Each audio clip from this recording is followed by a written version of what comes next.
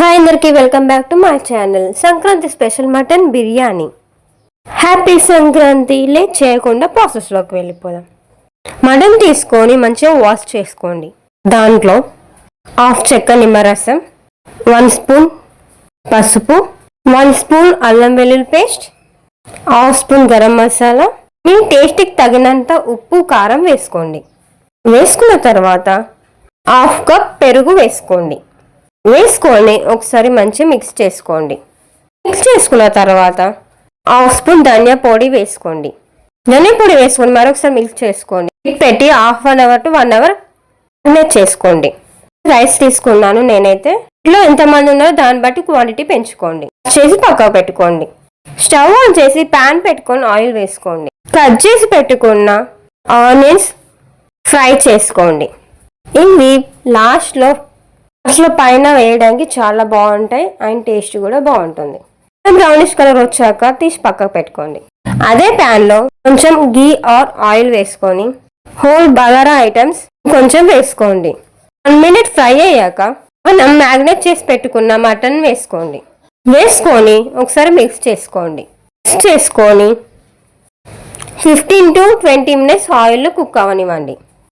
మిడిల్లో కలుపుతూ ఉండాలి. పైన బౌల్లో కొన్ని వాటర్ వేసి పెట్టండి. అప్పుడే కొంచెం మంచిగా కుక్ అవుతుంది ఆయిల్లో. After 20 minutes 2 glasses of water వేసుకోండి. నేను వీడియో క్లిప్లో చూపిస్తున్నాను కూడా, దాంతోనైతే 1.5 వేసుకున్నాను. వేసుకొని లిడ్ పెట్టేయండి.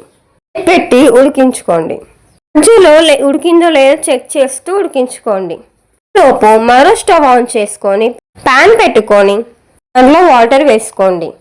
వాటర్ హీట్ అయ్యాక ఓల్ బగారా ఐటమ్స్ వేసుకోండి. వేసుకున్న తర్వాత హాఫ్ చెక్క నిమ్మరసం, అలానే నిమ్మకాయ వేసేయండి.